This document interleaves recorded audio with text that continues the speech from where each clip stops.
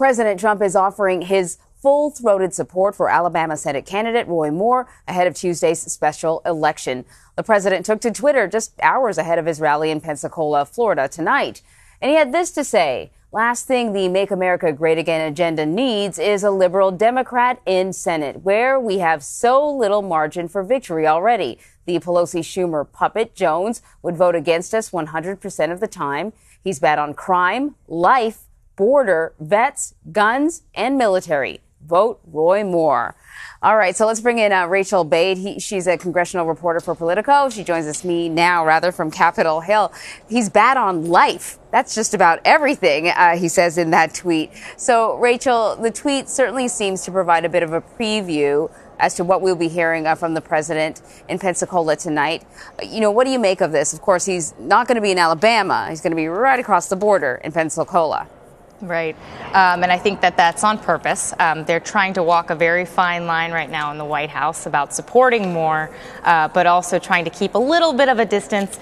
I'm not sure that that's really going to make a difference in the long haul. I think that the president basically saying we need Moore here in Washington to help me get my agenda over, to the finish line. I think a lot of people read that as full backing, and I think that this has the potential to backlash on them. There are a lot of Republicans up here on Capitol Hill who are very uncomfortable with this sort of flirtation Trump is having with Roy Moore, somebody they see as having no business in Washington and here on Capitol Hill and in Congress because of these accusations about pedophilia and courting teenage girls.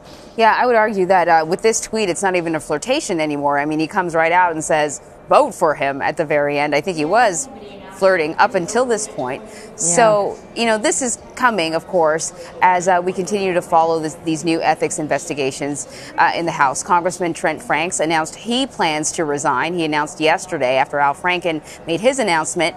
And he's announcing this after complaints that he discussed surrogacy with female staff members. He says he's resigning because he doesn't think he can get a fair shake with the ethics committee. What are you hearing about the potential for even more shoes dropping in this investigation?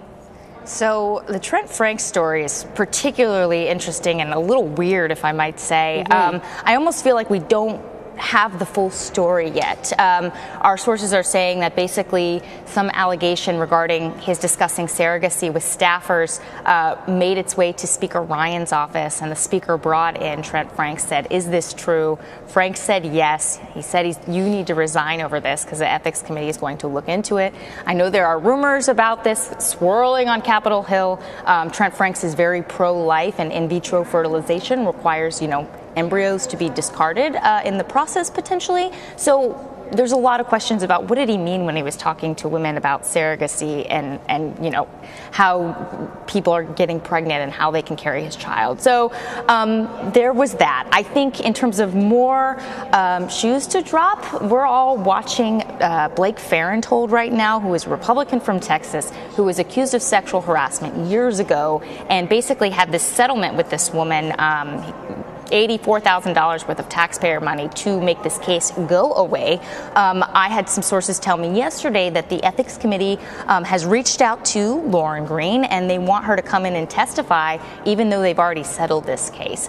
This is sort of interesting because the Office of Congressional Ethics, which is a different investigative body, had already cleared Farenthold of this. They said there was no reason to believe or any proof that he had sexually harassed this woman. However, there's something that is making the Ethics Committee continue to look at this. So I do think there's more story on that front, and we're just going to have to wait a little bit, but I think at some point it's going to come out.